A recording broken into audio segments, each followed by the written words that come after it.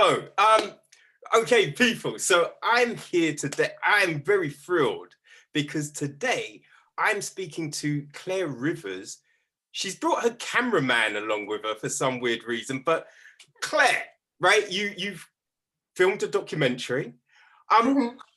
It's now out. Now, obviously, I think you wanted it to be on Amazon or Netflix, but it's not. So what was the pivot, right? Why did you choose to go the more indie route? Well, on June 22nd, it actually will be on Amazon, which is so exciting. Oh, dreams do come true. I know, right? They do. Literally, it's a dream come true. No, so yeah, Micaela Wittman and Arthur Della Rocha. Guys, this documentary, it's hilarious. It is very hilarious, and it really does seem to capture, I think, I don't know, like in my opinion of what, you know, in the whole, you know, press briefs and everything that it says you want it to be. And, you know, sometimes you read those and be like, oh, I'm trying to do this. And you read and be like, no, that was not that. But this really does seem that, yeah, you've got this, this girl who's trying to find this enlightenment and goes on this weird old journey. And yeah, that's the vibe that you get from the Giddy Up, right? What made you kind of create this? Sorry, what was the last thing you said? What made you create this? What was the whole vision?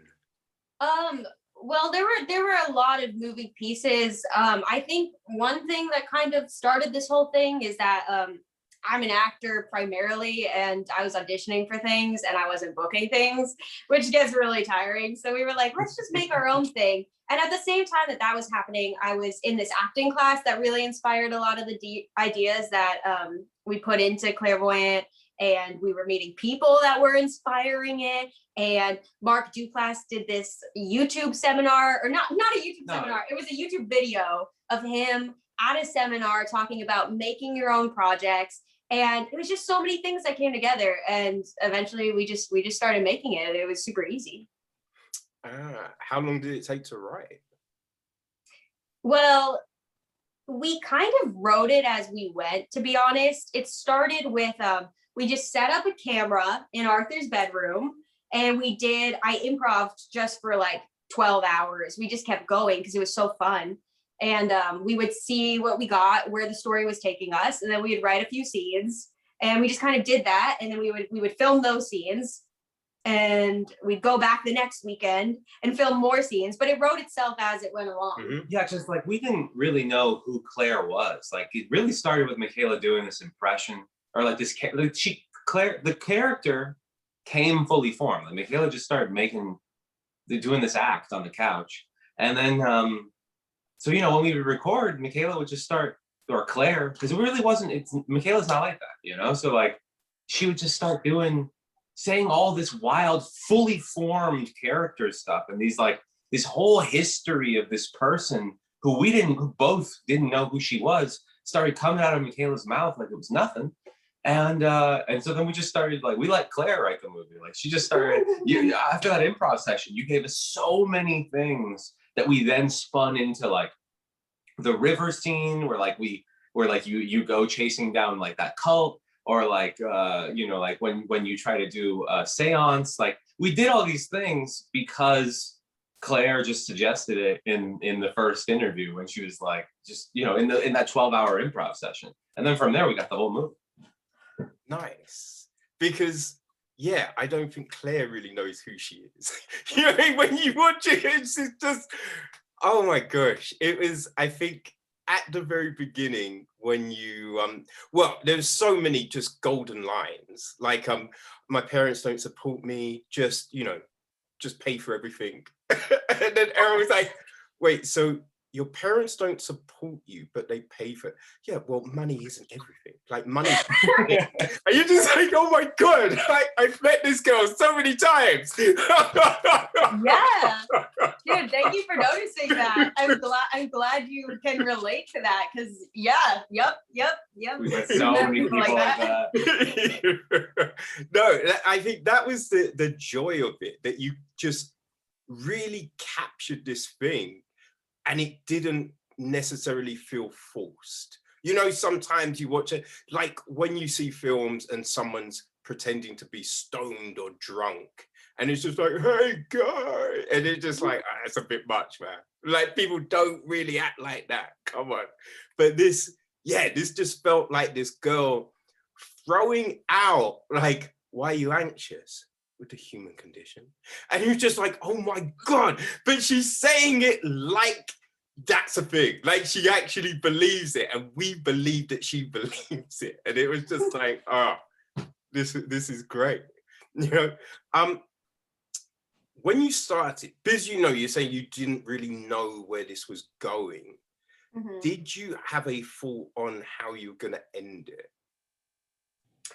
No, we didn't even know how we were going to end it pretty much until 5 minutes before we started shooting the ending.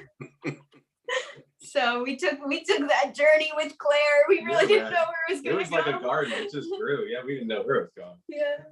And why that ending? Like, why did you think this is the way this should end? Well, I think that we didn't want to, like, after everything we had just shown people, we didn't want to force feed a message down people's throats. It didn't feel right to be like, and the meaning of life is ta-da, you know. So it was very natural. It was like the only thing we could do. It's the only true thing that it was the only conclusion I came to in real life for making the movie too. Like that's kind of it too. Yeah. Like it was the only bit of wisdom that we gleaned from the experience in some ways. You know? Yeah, making movies is always a very it's the experience. The movie itself, I feel like, always mimics whatever we're going through in real life at that time to an extent. So the ending was kind of like, in a way, what I had learned genuinely through making the movie, which, oh my God, it's getting way too meta. No, but I thought the ending was great, right? For this character. You kind of figured, yeah, I see her doing this. Right, I see her ending on that, even though, oh, yeah, and I'd like to thank Claire. I can congratulate myself. You know what I mean?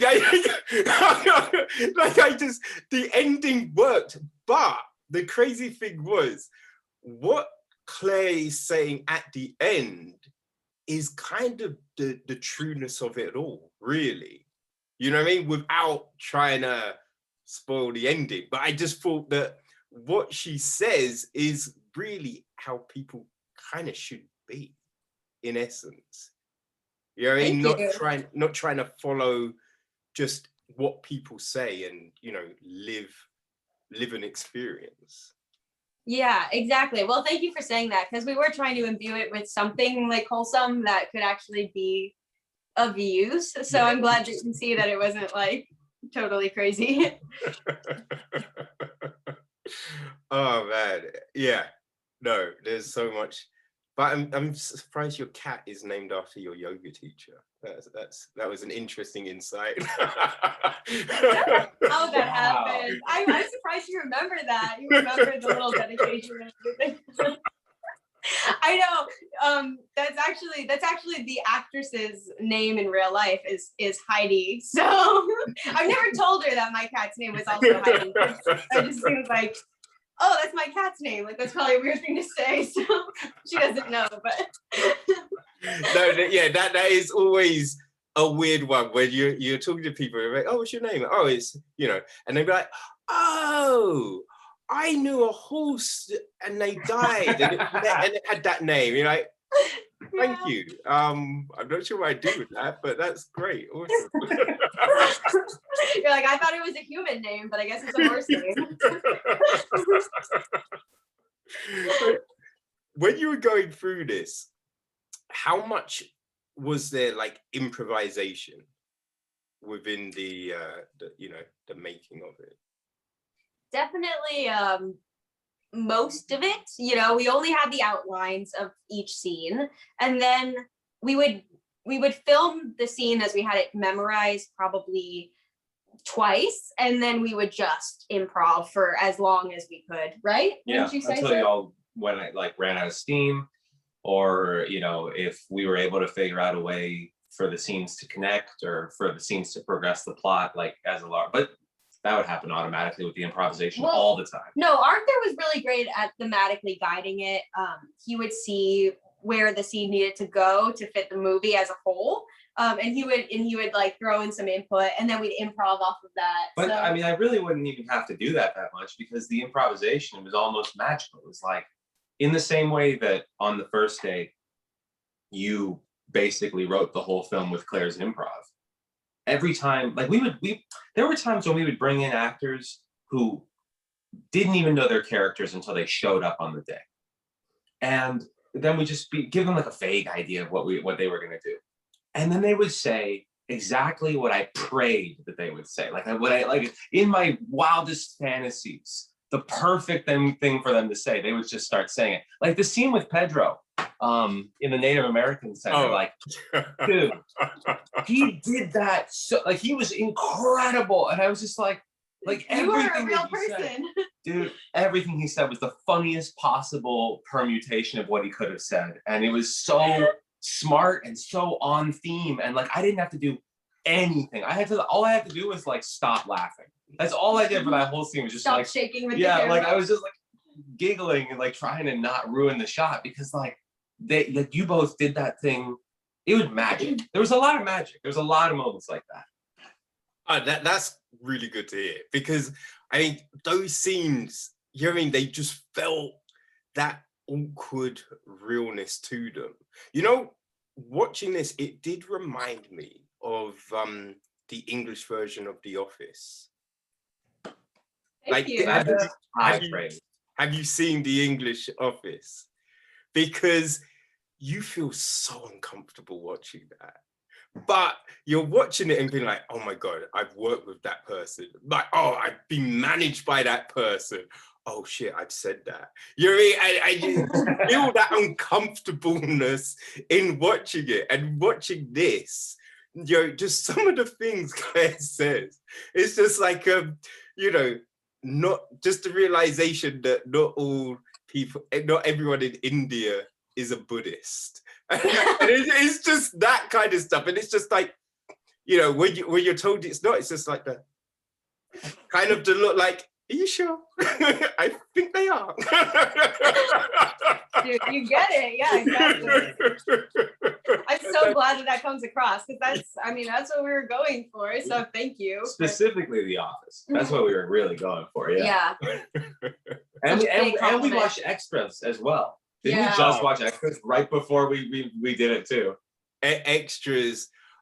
Funny little small man. Oh yeah, a lot of memories for me now.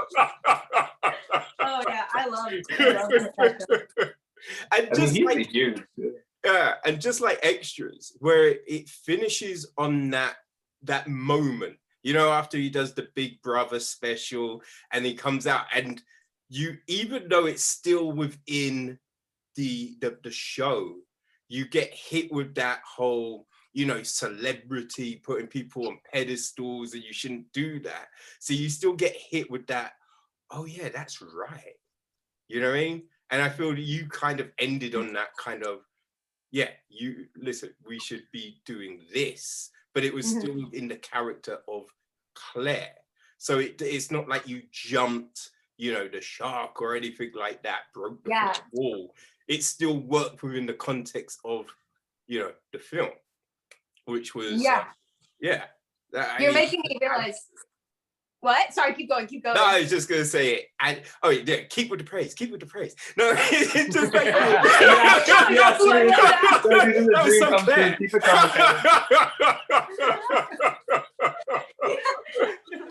do continue.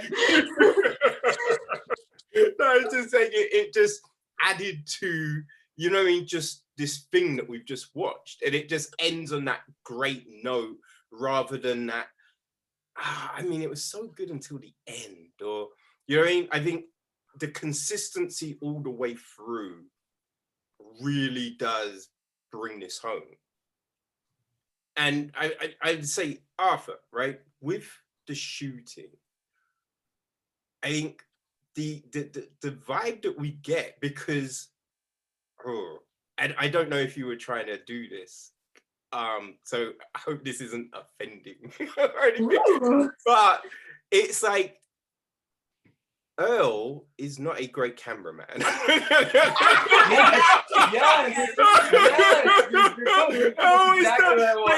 The framing of the shots is terrible. You know, the lighting, just there's so many bad things that he's doing, but it fits with this hokey ad hoc Head in the Clouds documentary that is getting shot. You know what I mean? Like, because I think if it was shot just like you know, a David Fincher film or just anything like that, you know what I mean? We got Jesse Villeneuve cinematography up in there. It just wouldn't work, right? So like, was that the whole intention? Like, oh, I've got to film it badly to make it work? Kevin, dude, this whole, like, the last 20 minutes is just you confirming that everything that I hoped would, like, it's so crazy that you, how many miles away? 5,000 miles away. You only watch the film. You don't know anything like that much about it. And everything that I hoped a year ago that you would be able to get, you got it. Like, that's so comforting, dude. That feels so good. Because, yeah, like, on the first day of shooting, or on the first day of, like, on the first or second day of shooting, we were going to get a really good package. Like, we were going to get a much better camera, much better lenses, and we actually rented out. We actually, like, bought or rented out, like, spent the money on it. And then I just picked it up and I started looking through, and I was like, this isn't right. Like, this does not have the right vibe. This doesn't feel like a glorified home movie. You know, this isn't right. Like, this doesn't feel like a guy that Claire hired off of Craigslist, who like that's the point, you know?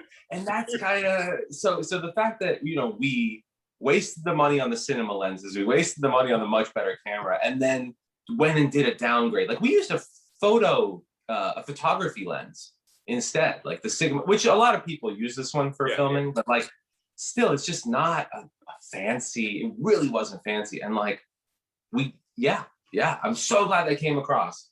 I was worried a little, you know? No, there's a great scene. I think you were, oh god, yeah, I think you'd just seen Pedro, right? And you came out, and all we can see is kind of like camera flare. You can't really see you. It's just this outline, and you're talking, and it's just such a bad show. You're just like, what the fuck are you doing, Claire? Come on, you sack Earl. Earl is not good. Yes. There are so many things where, like, I feel like we were strategically lowering your expectations more and more and more with like those things, and then and it made it easier for us because we were like, it doesn't need to be perfect. Let's just keep moving. No, it's I know the shot you're talking about, the infamous like fully bathed in white, like straight out of heaven, like you can't see anything, and we just left it in the movie. So like, when you're going through your dailies and whatnot, right, and you come across that shot, is it like, well, I mean, were you intending to get that shot, or is it just serendipitous and you were like, oh no, that has to stay? Well, serendipitous. No, we definitely I mean, you could have just been like, no, that's what we cut that so many times to get that perfect shot. Like, we worked so hard to get that. We waited for the sun to hit, and it boom, it worked. Yeah, you're sensing what I'm thinking. I'm like, maybe I should say it was super strategic. In the next one of these, just be like, no, we realized, we checked astrology, and it said the sun would be rising at this point, and we went there, and boom, we got the shot. Yeah, we set the camera to have like a really, really high ISO. We let all the light in. It was super intentional. Yeah, that's what I'll say from now on. But it wasn't intentional, but it did work. Yeah. I mean, how many of those shots did you kind of stumble upon? Like, because, you know, I guess if you're trying to film it in a certain way, it might not always come out in that certain way. So how many of the shots kind of, you know what I mean, worked the way you wanted them to work, and how many were just like, oh shit, that second one is so much better. That's what we wanted. There was a lot of stuff like that, especially in the later part of the movie with how do I not give spoilers? Like where the editing gets crazy and where Claire goes on her spiritual journey with the you know what I'm saying? You can just say it, right? Like the bliss kind of situations, and when she was finding Nirvana. Yeah, you mean with the acid? Yeah. Okay. Yeah. Okay, well, we were covered. hey, no one knows what it is. Yeah. Ooh, yeah, no.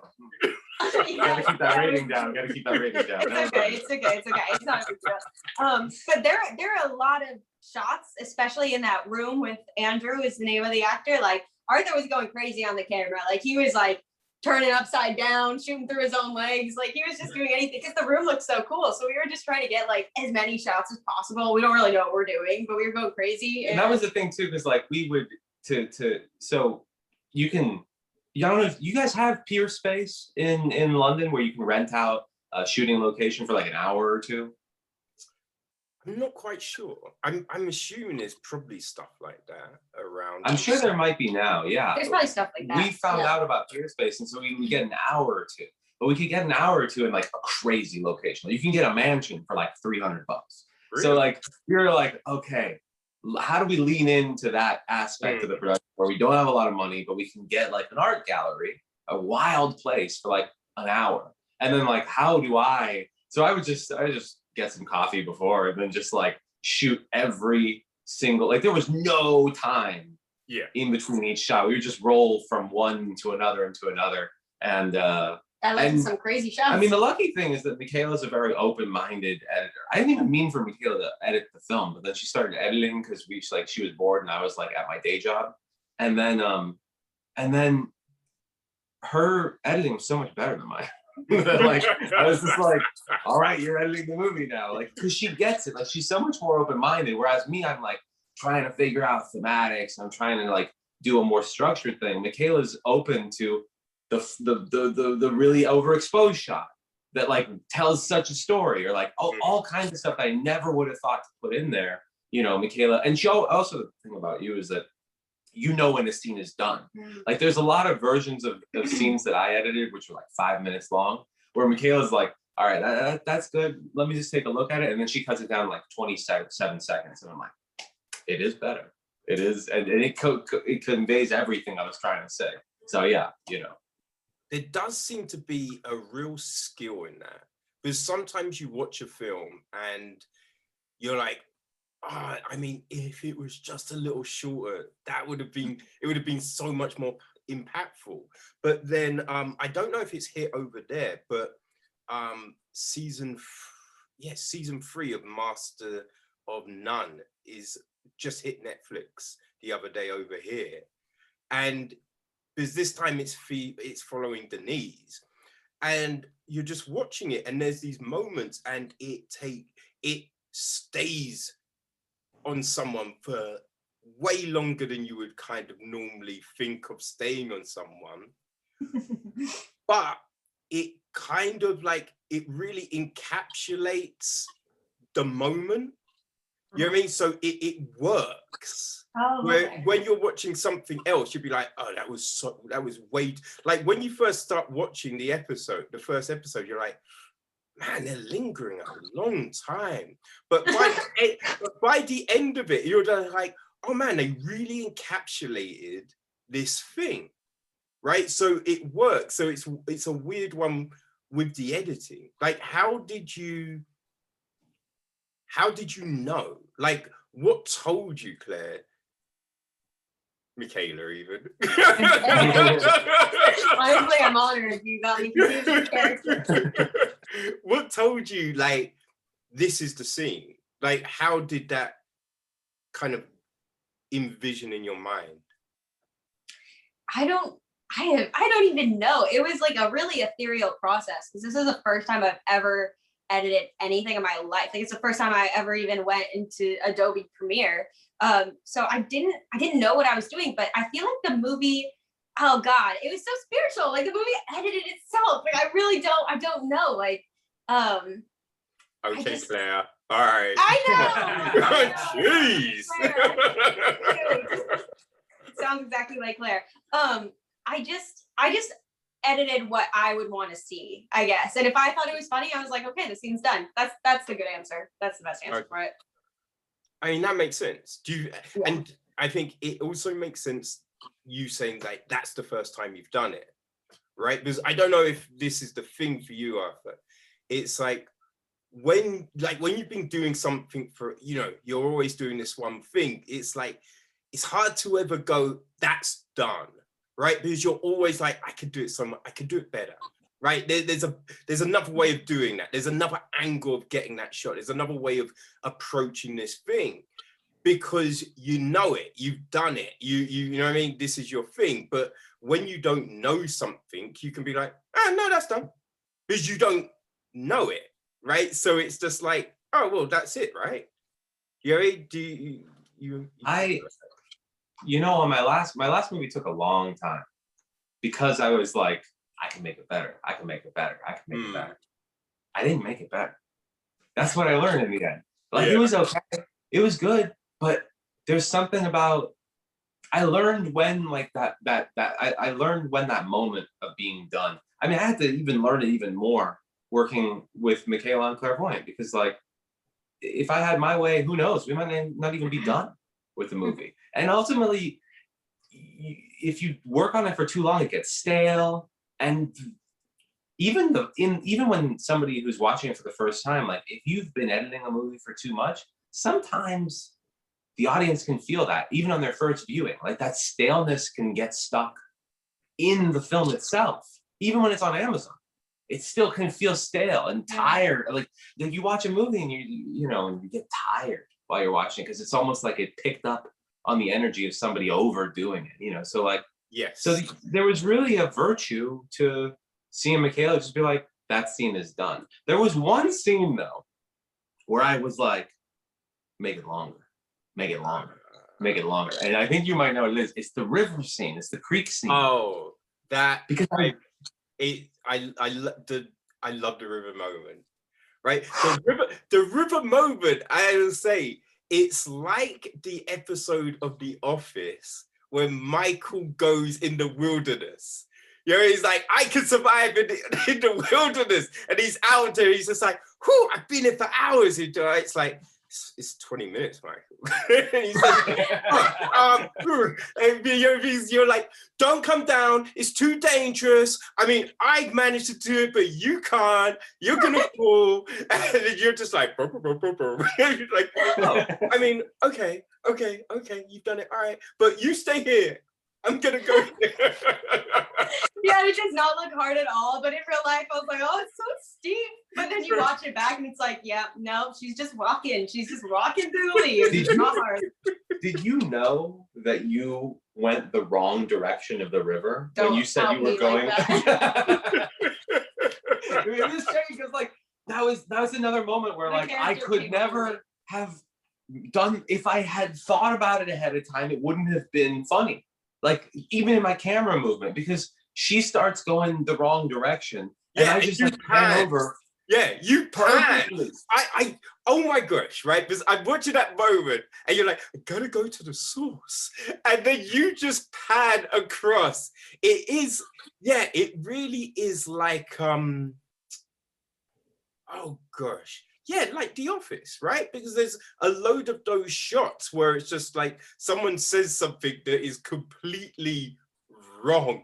And then you see the camera go, and then it shows like no entry or something. And you're just like, oh my gosh. And you just see the river and the way the river is flowing. And so that was a whole mistake. Like you didn't realize the flow of the river when you just walked. I knew. What did I learn last time you asked a question like this? Yeah, it was totally.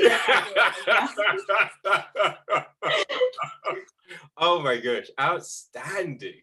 Oh man, it was it was so funny. It was so funny. And yes, no, I will say the length of it works, right? Because you have to show the no, this is gonna happen kind of thing. And even though it's just like, like you have to show that kind of perseverance kind of thing. And so that really, and I think it helps cement like just the journey Claire is going on, and then the fact that all of these people maybe not the best. You know what I mean? Yeah, you talking about it is kind of hyping me up on our own film. I'm like, this sounds pretty good. Like I should remember it more, but I'm like, wait, he's making it sound really funny. We did a good job. Dude, I'm so glad that all this stuff came across. And I'm so glad even the river scene, because you can it felt a little long to me, but it's all there for a reason. But I like the fact that you feel stuck. Like it really is like feeling stuck with somebody who you met not recently and they're showing you their bad side for first time ever. Like, like when you have somebody and you're like kind of friends with them or not, and then they're just like, oh yeah, no, let's go out tonight. And then like you end up just not where you want it to be. Oh, and they are just like, they're spinning out of control. And like you realize you're their only friend like right now. It's just like that terrible, that's how it felt. Like, and I love that you let it be that long, because I don't know, man. It's just like, it's a unique feel. I never, except for The Office, I don't ever get to feel that way on anything. So that's awesome. Yeah. That's very awesome. So how does the collaborative process work? Right? Because it's co-written, co-directed. So yeah, how does it work? Like with that scene, it's you let Arthur take the lead on the length of it, but what's the process usually? I think it's very for us, for the most part, it's quite effortless. I think we really just bounce off of each other, right? What would you say? The sculpture is already in the rock. You just gotta like get the rock out of the way. Like Claire as a character just comes out of Micaela, and I just have to be there watching. I just have to be there with the camera. Like the movie itself. I mean, yeah, it really. It's not that it writes itself and it made itself, but like it felt like it did. Sometimes I wonder if like Clairevoyant could have been beamed into somebody else's head, just because like there's so many things that were so effortless and easy that it felt like I was being told by somebody else and I was copying their homework or something. Like it's too much fun and it was too easy. I don't know. Yeah, it was pretty effortless. Yeah. I would just edit a scene and I would do it until I felt it was good or I had questions, and I'd be like, hey, watch this. And then you'd be like, oh, you can change that there. And then I'd do that and it would be better. And it was very, very effortless. Nice. Yeah. I'm sure you felt that way with something before. Sorry. Oh, no, it's cool. But yeah, no, for real. I know what you mean. Sometimes you do something and it just flows out of you, and you're just like, huh. Like I remember writing my dissertation at university, and I'd written it 3 times, right? Because I wrote it twice and I was just like, I can do better than this. And, it was like 3 a.m, something like that, because I'd have to go work. And so I'd always be writing my assignments early in the morning. And it's just, suddenly I'm just typing. I'm just typing, and then it just all kind of came out. And I'm just like, all right, fuck it, this is it. And it was that one where you're just like, all right, part of me is like, I could do better. But then I'm just like, no, I think this is the one. And I just handed it in. And yeah, it worked. So I was just like, woo. But yeah, no, sometimes you get that feeling that when you do something like, this is it, right? There's no other voices on the shoulder telling you, no, don't do this one, or oh, you're gonna fail. You know what I mean? It's just like, yeah, there's that clarity around it, you know, which is yeah, it's nice, but it doesn't happen all the time. Yeah, I know. No, I know what you mean. The feeling is very, very familiar. But when you're making movies, you kind of just keep going until you get that feeling. You just keep doing it, and then you're like, this is the one. Unless that doesn't happen, and then you're like, this could be bad. I hope not. But for the most part, with Clairevoyant, we have another movie that we're doing now, and that one sometimes is a little more difficult to find that inner guidance on. But with Clairevoyant, it was really easy to just do it and be like, okay, that's the scene. Like, I don't have a desire to cut it a different way. It could be better a different way. I don't know. It's none of my business. It's fine as it is. No, and I had a bad habit of always trying to make it, you know, doing that whole like overworking thing. And like, I would work on something. I tried. It just never got better. It never got better than when the flow came out of you. Like, never. You know, I think Clairevoyant being intentionally poor quality actually made it easier to not be a perfectionist, because it's not like you said, it wasn't like amazing cinematography or anything, because I'd probably be pickier if it was, and I'd be like, yes, we need the best of the best. But it was really easy to just be relaxed and be like, okay, well, this is what it's gonna be. It was an amazing first time filmmaking experience because I didn't stress myself out too much. But I kind of feel in making it to look a certain way, like there can also be that thing of, oh, but does it, right? Does it look like it's a bit, or should we redo it? You know what I mean? Because I think sometimes you see people and they're doing this stuff and it can feel forced, right? It can feel like it's overworked.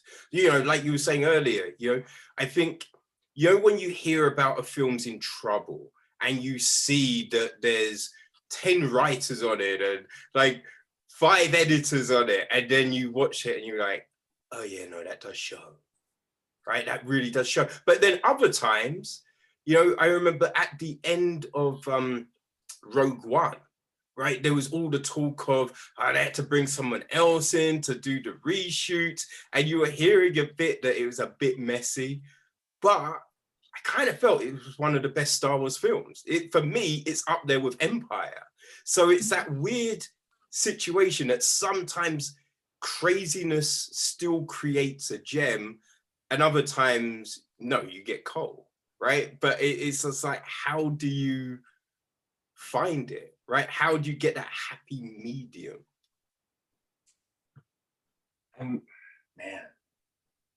No, that's good. I feel like I've heard a lot of stories about movies that have production mishaps, and it doesn't always affect the quality of the film. A lot of times, like the first Star Wars film, right? Yeah. Didn't that one have it was? Oh yeah, that was crazy. Yeah, it was crazy, and there was like so many reshoots and so many editing tricks that they did, and obviously we all know what happened with that. So it didn't negatively affect the outcome of the film, right? What do you think?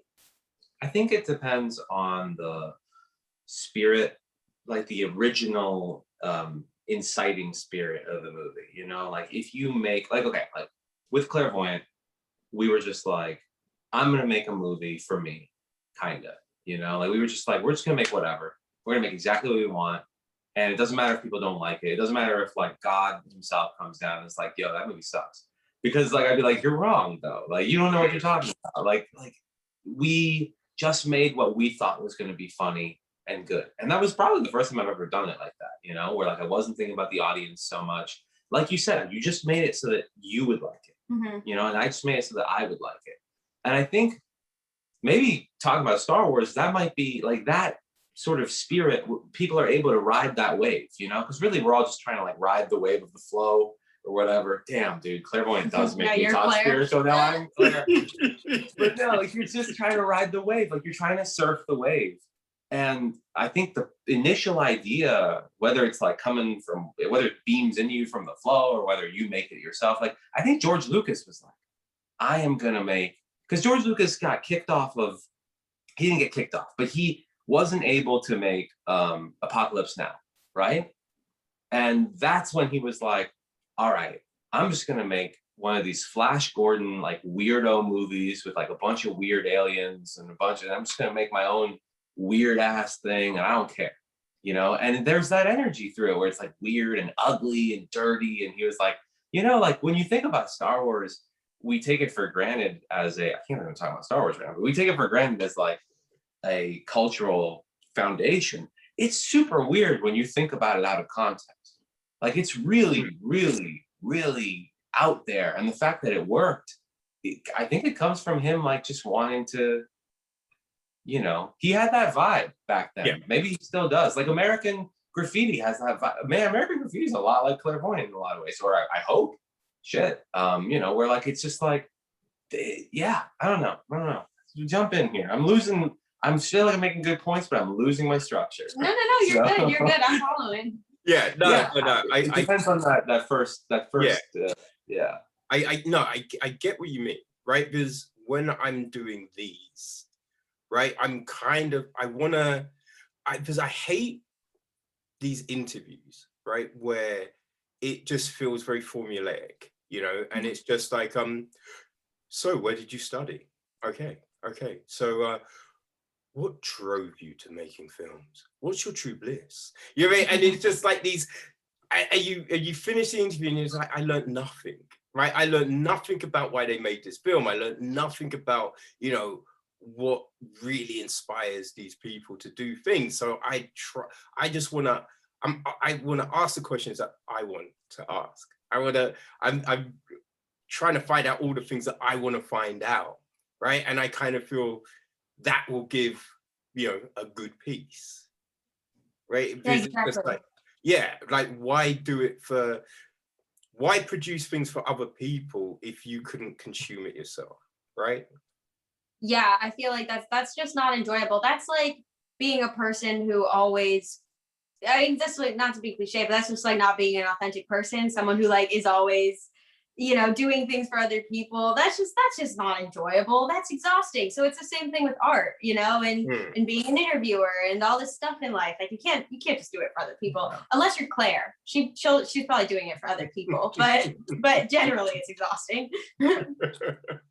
And how you keep the energy, right? Like, is there music that you play, like video games? Like, how do you kind of wind down and keep this, you know, the vibe right so you can keep on keeping on, essentially? Do you mean in terms of like the editing process, or which part do you mean? Just in general, right? Because, you know, shit can get tough, right? So sometimes you throw in it's like if you're in the gym, if you're running, right? And you could be like, you know, I'm done. And then a certain song will come on and you'll be like, oh, fuck. Okay. All right, we've got it again. Let's go. Right. And there's that thing that can drive you on. So sometimes there's a certain book, there might be a film, you know what I mean? Like what's the thing that you can relax with, wind down with, and it keeps you coming back, it keeps you creative? My coffee addiction is one of those things. Just like a cup of coffee, I feel like always just kind of boosts my mood, which is like probably not great, but it definitely helps. Me and Arthur, we really like to go on like walks where we just kind of talk about all of our problems. There will be times like if we're going through a lot, when we were on in the middle of production for the last film that we did, which is called Remy and Arletta, we would have like a 9 a.m. call time. We would get up at 7 and we would just circle the block for like an hour and a half, as long as we possibly could, and just talk about everything that was going wrong and everything that was going right. And then finally, by the time it was time to go, we would feel like we were ready for the day. But if we didn't have that, I wouldn't feel ready, you know, to go to set. So walking around, talking, that was, you know, big. And coffee is big as well. Yeah. And on Clairvoyant, it was easy because that wave was there. Like really, like I could be in a terrible mood, or I could just be completely exhausted, and then just suddenly we would start working on Clairvoyant. I would get the energy again. But coming to that, Clairvoyant came about because we were really tired of. I guess it came about from the problems a little bit. Yeah, like, we were exactly. sick of. I mean, you say. No, Clairvoyant was how we boosted our mood and got back on track in life, because before that, like I was just auditioning for so long and got so close to booking amazing projects, and then would just fall through. And that's just heartbreaking as an actor to just like, you're like, I know what I want, but no one's giving it to me. And you just, it comes to a point where you're just like, what am I doing with my life? Like I've put so much time into this, I've gotten nothing out of it, or like not, you know, not nothing, but like not as much as you want. So Clairvoyant was that thing that kind of like, I don't know, really elevated my mood and happiness in life in general. So and me too. I mean, I was doing customer service, so yeah, it elevated my mood a lot too. You know, yeah, I got you out of the office. Yeah, I got me out of the office, and it was good. So yeah, Clairvoyant normally I would have taken to art for solace, but Clairvoyant became the thing that became that was the solace after a while there, you know. So yeah, it's a really good question. Yeah, that's a really interesting question. That's why you don't do your podcasts, your interviews, the way that, you know, all those other boring people do it. That's awesome. Oh no, thank you, man. Thank you. So you have another project? We do. We have another project. I finished my first pass of editing on it probably like a month ago. And I've been a little busy, so I haven't been able to go through a second time and start, you know, fixing it up even more. It gets exhausting because you're like, you go through editing a film 4 times. By the time you're done, you don't even like seeing it. And I'm like, oh geez, now I have to watch this a million more times. But yeah, that was Remy and Arletta. We did it kind of we did it in the middle of coronavirus. We tried to be very safe on set and stuff, but that it was another project that was born of like, you know, 8 months in lockdown, and at the end of it we were like, we gotta do something, like life is passing us by, it's time to make another movie. And I wrote it in like a week. Okay. We went on Actors Access, we found amazing actors who were like, well, I'm gonna do it for free because like we don't have budgets or anything like that. And you know, everyone donated their time, like literally donated, because everyone did it for free. Our DP did it for free. The actors did it for free. And yeah, we made another movie. So outside. And how long was that after Clairvoyant? 3 months. Was it When really? you think about it, 3 months.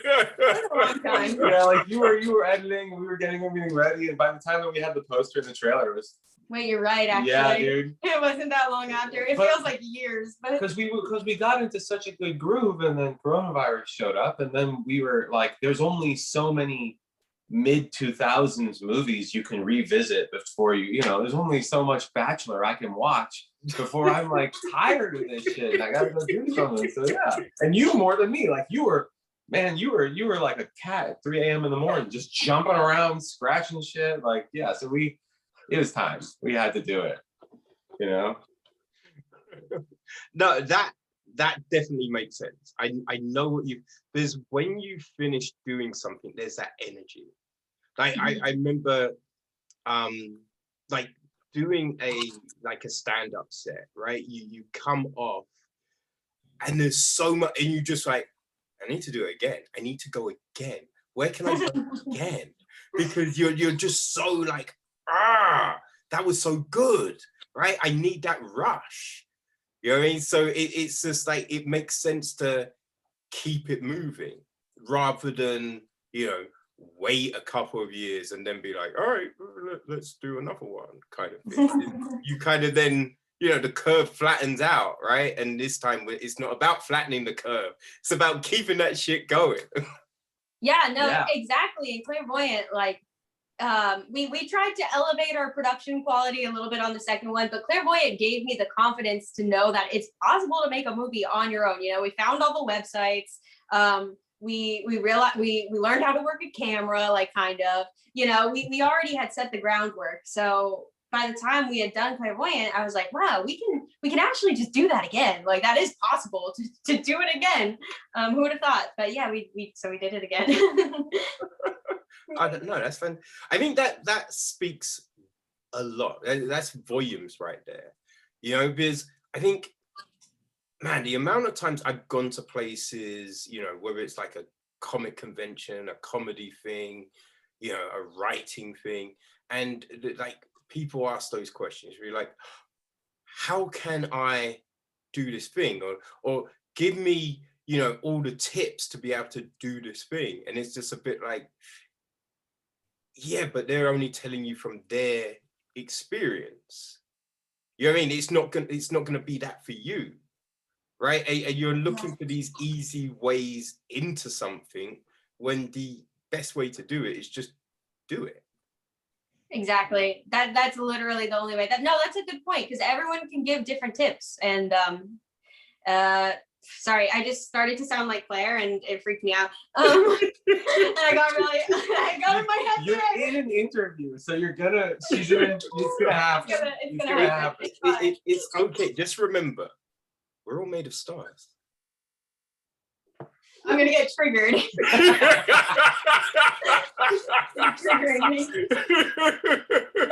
I love Zilda. Zilda was great. Zilma was just great. Dude, first of all, thank you for remembering the movie. So thank much. you for like quoting it. That's crazy that you remember everything. You remember my cat's name and you remember what Zilmar said. That's crazy. No, but that actor, like, he showed up and he blew us away too. Like we were really stressing to just be natural. Yeah. And I didn't think anyone would actually be able to. I was like, it's really hard, because it's really hard. You get a camera in front of you and then you start like hamming it up. But no, he was chill as a cucumber and he was so natural. I'm like, this just looks like a real guy, like who's just talking to Claire. Like that was a great performance from him. No, because of people like Zilmar, because of a lot of the actors, and because of you. You know what? So, you know, our poster was done by Chris Davidson at Robot Eye. He's like super good. You know, he watches a lot of movies. He does a lot of posters for like big movies too. And he made my last poster, you know, and then so after he watched the film and started giving me drafts, he was on the phone with me and he was like, so why do you like get into documentary filmmaking and where did you find this girl? I was like, wait a minute. And he would say these things and he would just say it like, oh my God. And like, where'd you find the Zilmar? Like, you know, like, and it took him 2 or 3 weeks. Sorry, Chris. It took him like 2 or 3 weeks to realize that like this was not a real documentary at all. And that he was just actors. You are such a dirtbag, Arthur, man. You just threw motherfucker under the train. I You did. didn't be like, you gave his name, what he does, like the shit he works on, and then it's just like, and the sucker fell for it. Yeah. No, He's very good. you're okay. No, but he's right. He's like, oh shit. I did He was able to suspend his disbelief. Yes. He is very imaginative. My face is so hot. My face is so hot right now. Oh shit. I threw in the bus. Okay. No, that is hilarious. That is so, no, but on the real though, right? I do think we've all come across Claire. Right? We've all come across Claire. And the funny thing is, like, Claire is the kind of social media influencer. You know what I mean? Throwing out the colloquialisms and all of this kind of thing. Wearing the yin yang t-shirt, doing the yoga pose in public and all of that kind of stuff. You know what I mean? And it's just, yeah, it's a, oh, I think I'm a, oh gosh, Buddha man. Yes. Like, Bodhidharma? yes. Like, and you had all the get up on and everything like that. Oh yeah. Yeah. You know, Yeah, just like, sorry, keep going. no, I was just gonna be like, there's a lot of people that you see that do that. right, will claim that, oh, I'm so enlightened, I'm so this, I'm so that. And it just by, throwing on the garb, will say that they're the thing. Like you see people in Che Guevara t-shirts who have no clue who Che Guevara is. And it's, that's a crazy thing. So you could watch it and think, oh yeah, no, I've seen this on fucking Instagram. Like I've seen that person. So I can see where someone might go. And especially if you're watching it in the rawest form, be like, oh yeah, no, that's all right, so this is a real thing, right? Yeah. Yeah. Yeah, it's okay. Yeah. It's okay. Yeah. We didn't insult him or anything. Okay, No. cool. You're fine. You're fine. You're fine. Yeah, We took it as a compliment. So it was really only a good thing. I'm like, if anyone thinks that this could be real in the slightest, like, that's awesome. That means that we did our job. So it was definitely a compliment. Yeah, no, and no, I'm just in my head. Don't worry about me. Don't look at me. I'm just worried. You're okay. I'm okay though. No, I mean, like with I think a lot of the film festivals actually thought that this was a very poorly made documentary at first, until we put in the blurb after that happened with Chris. Then we put in the blurb like, this is satire. This is like a spoof. Before that, you should have just left it. You should have just left it. Let everyone marinate in their silliness. I mean, I think you're right. I got insecure because like we can see the analytics of people watching, and like they would watch it and they just turn it off, and then like I put that it's satire, and then all the watches got full, and I was like, okay. Yeah, we started getting into more film festivals after we said it was satire. So I was like, this was actually tricking people. I think because they probably have to see so many shitty movies, so then when they see that like it's kind of shitty, but they don't realize at first that, I would say that you don't really, at what point do you know that it's a joke? Like for sure, and you're in on the joke without knowing that it's a spoof. I mean, I don't know. I would say right away, but maybe that's just because we made it. But yeah, so after we put the blurb in, then the film festivals like actually started watching all the way. But at first they would turn it off in like the first 5 minutes, like that kind of thing. So yeah.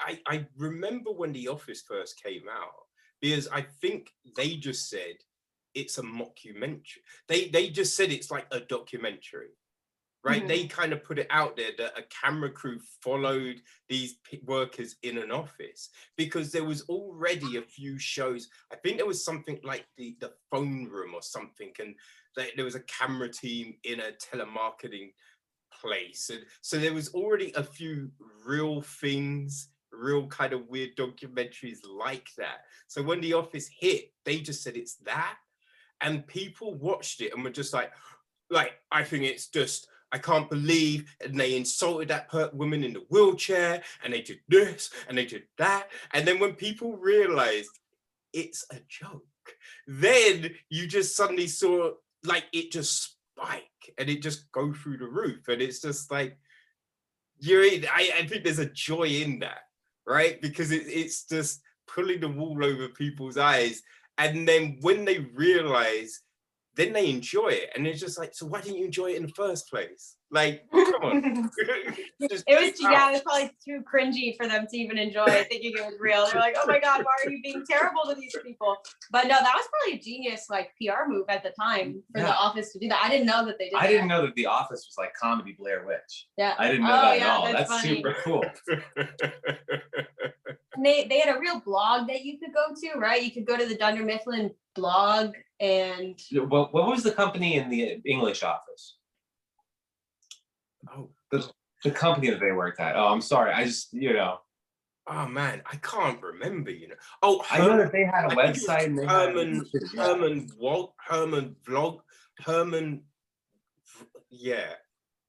Herman Vlog or something like that. Something sounded like that. Yeah, no, I think that they did like the website as well, or the blog as well with them and stuff. Yeah. I mean, dude, he's a super inspiration. He's like, just listening to interviews of his, that's somebody who inspires. That gets Ricky me Gervais. Yeah, no, listening to Ricky talk about just about anything gets me pretty pumped up to go and make stuff. Yeah. What about him talking about death? Does that pump you Nah, up? dude, nah, he's a little on that shit right now, and it kind of bumps me out, but whatever. Oh shit. Oh no, that just reminded me about the bit in the in the thing and Claire talking, and it was just like about enlightenment. To find enlightenment, you have to find that release. And you're like in death? You're like, no, not death. Not death. Yeah, exactly. That was the bliss.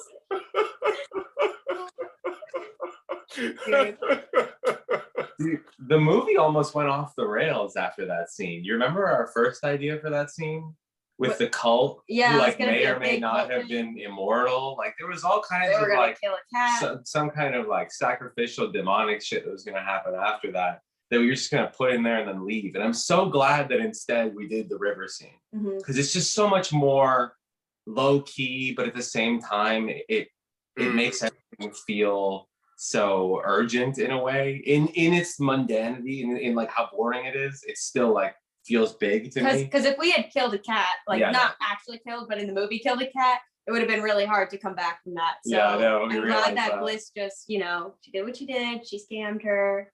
We moved on. Yeah. Yeah, that feels more like what Claire would do, right? I don't know if I believe Claire could kill a cat, but I could definitely believe that someone could convince her to go on a retreat, and then find a source. So I think when you're watching it, everything fits, right? You'd be like, yeah, of course she would do that, right? And especially after Pedro, then of course she'd had that conversation with Anushka, you know what I mean? And then of course it would go to that, and it's just like, you took it to that next level without becoming absurd, right? And which keeps it in that realm of, is this some real shit? Right? Because I think if you had gone too far in one direction, you'd be like, no, that's not. You know what I mean? But the way it is, you can still be like, does she realize that person is, you know what I mean? I think this works like that. Yeah, so I think, not doing the cat thing, definitely a great move. Thank you. Thank you. We didn't intentionally do that. We were gathering all the actors, and like we had some of the costumes ready to go, and we were going to shoot the cult scene, but then coronavirus happened, and everyone was like, no thanks, we don't want to be seeing anyone right now.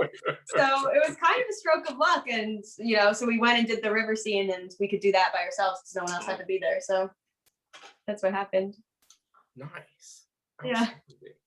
I mean, that's great. So how can people, follow what you're doing and everything like that? Do you mean like social media wise? Yeah, website. Yeah, it's your time to plug all your stuff. I've never been offered to plug before, so I was like, what do you mean? What do you speak of? Do you want my address? Like, you can follow me there.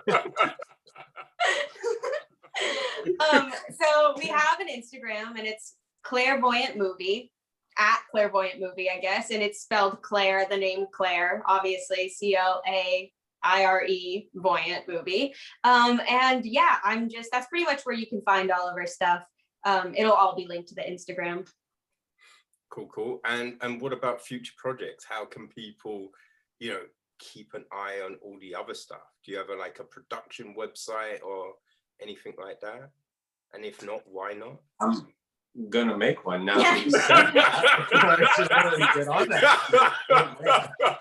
You can spend all lockdown, make 2 movies, but you can't build a website. God damn it. Oh, That's a good point. That's a good point. You can, okay, let me think. There has to be a way. It's the internet. We're like we're totally on the internet. I'm just gonna pretend. Just follow us on Instagram, right? I'm gonna pretend that we have a website.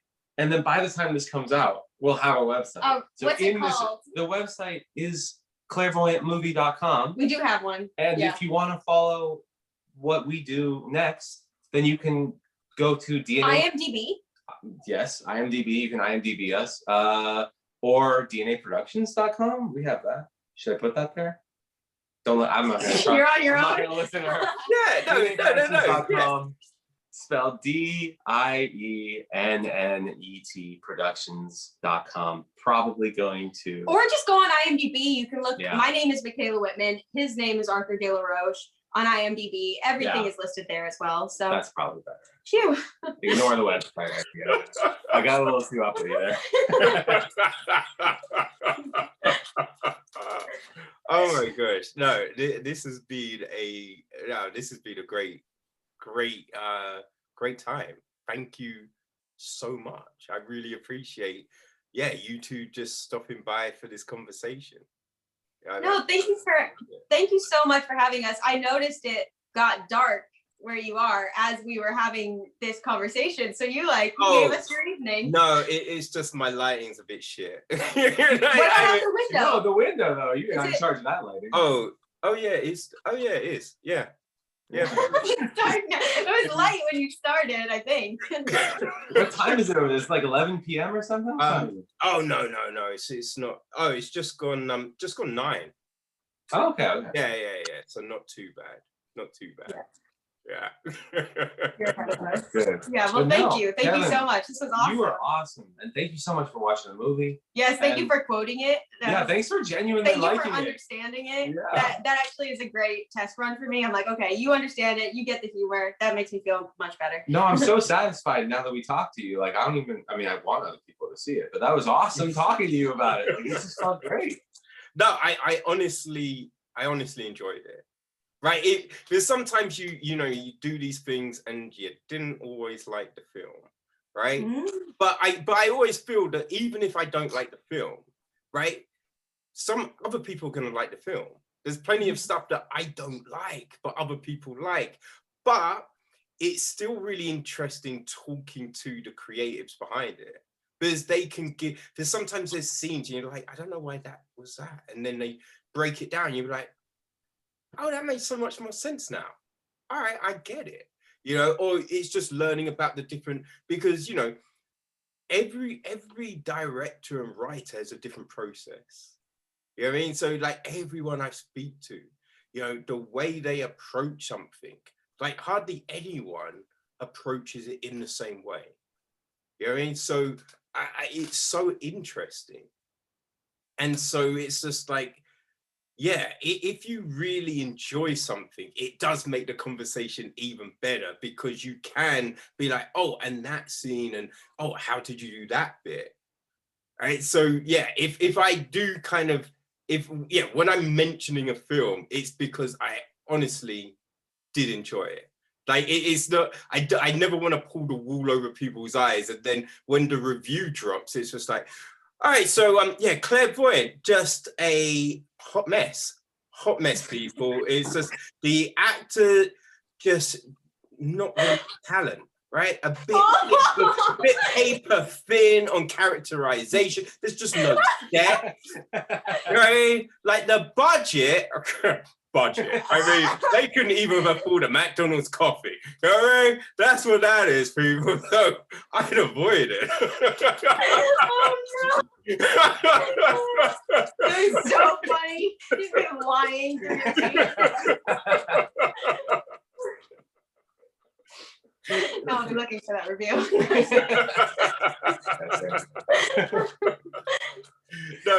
I honestly really did enjoy the film. So thank you. I appreciate that.